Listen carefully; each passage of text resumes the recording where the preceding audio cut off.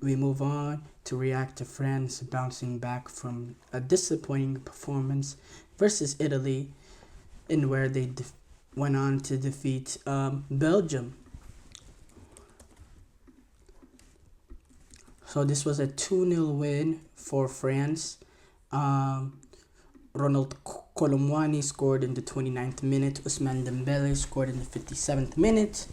Um, France had 25 shots to Belgium's 9. 9 shots on target for France to 4 shots on target for Belgium. 46% possession for France to 54% possession for Belgium. But it was France that got the victory. Colomwani scored in the 29th minute, Dembele in the 57th minute. In my opinion, a comfortable game for them. And it started off with Belgium having possession, but again, that's how France operates with, with Didier Deschamps. They concede possession. They're not going to go out and press and dominate the play and try to dominate games and be on the front foot. No, they'll allow the other team to sort of control possession, and then they'll be deadly on the counterattack. They'll be deadly in individual moments, and they'll be defensively very, very solid. And that's how they've got the victory. That's how they won the World Cup. That's how they reached the final in the 2022 World Cup. And that's just France. But yeah, it was a slow start for France, technically. But to be honest, this is what Didier Deschamps wants to do. But eventually, Colomwani's and Ousmane Dembele was able to get it. And Ousmane Dembele playing a different role in midfield, in which I didn't think he was horrible. Ousmane Dembele, he has the ability to play any ball with his right, left foot. Not any ball, but he has the ability to play some really, really good balls. He has the ability to dribble any foot. He's comfortable with both right and left foot. He has huge quality, huge pace, huge technique. But the end product is not there with the best of players. But when you play him in the midfield, where that end product is not as exposed, and he can do a lot of the work advancing the ball in midfield, driving past players and playing some good balls, and once in a while getting into the box and finding right spots in the pitch, in the box, taking the right spaces to take an opportunity to get a strike at goal, in which he was able to drive this with his left foot. He could be a really, really good player, and I was very, very impressed. Now, obviously, Dembele, he shows these sort of performances once in a while as well. There's the consistency that's a matter for him, but so far, and this isn't my opinion, not my opinion, but this is the only time I've seen him play that position. I don't know if he has before, but he was really, really solid. And it was a good response by the French, who were really completely and thoroughly outplayed by Italy at the Parc des Princes, in which Italy defeated them 3-1. And yeah, Didier Deschamps speaking about the game, saying we were a little nervous at the start of the match. Then we did a lot of good things collectively and did individually too, with new players who didn't have the experience. And yeah, Luis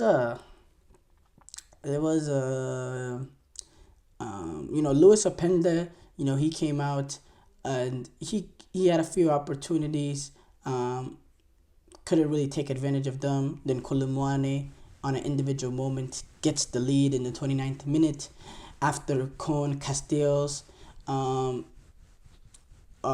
scooped a one-handed save from Dembele, shot, but led straight into the patch of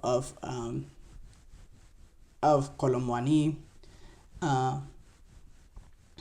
Dembele, when we know Dembele, he looked really, really good throughout the game. He eventually got his goal in the 57th minute, where he was on the edge of the box, and he found space to fire a really good shot past the Belgian goalkeeper. Dembele, when speaking to French television, he said, "People tell me I'm too generous and I try to pass too much. I decided to try my luck. This season, I'm going to try my luck even more to be more selfish." Belgium, they had some possession, but they didn't really have any clear opportunities. Charles de Catalar, he eventually came on in the 70th minute or so, and he was able to get a shot on goal. I thought De Bruyne played really, really good in midfield, in my opinion. But he just didn't have the players around him, and that's kind of been the story with Belgium and De Bruyne over this past couple of years or so, and it's really sometimes it's hard to watch. It's hard to watch because De Bruyne, he's out there giving it his all, and the people around him just lack that quality, and they're just nowhere near the team that they were in 2018, and it's really disappointing to see. Um, Mbappe actually came on in the 67th minute, and he really was not that great. A few opportunities, was trying to do a little bit too much, and he did look lively in dangerous areas. Um, but but I thought there was a few opportunities he had to play someone in or to play an easy ball that could lead to a better opportunity. And he had a little bit of a selfish tendency trying to get that goal. But overall, I thought France were, comfortable victors in this game. I thought they really controlled this game and they played exactly how they wanted to play. And I think this will quiet the noise just a little bit, especially with the with what happened at this European Championship. They want to build something again going forward, entering the 2026 World Cup, and these Nations League games are their sort of these, and then the World Cup qualifiers are their games that they have to sort of improve as a team, and we continue to get a good look at them. But obviously, we know the pedigree that they have. They still have real quality. It's just, do they have that sort of killer will that those French teams in 2018 World Cup and that 2022 World Cup?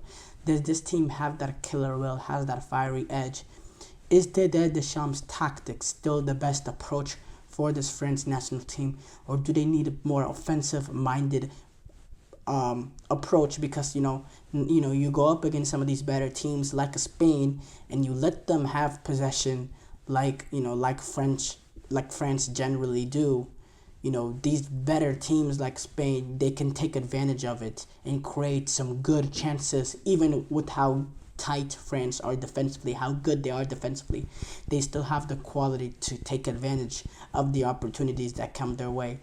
Do France need to have a little bit of a change of approach, to be a little bit more forward thinking, to be a little bit more positive in their play going forward if they want to continue being a sort of dominant force in world football?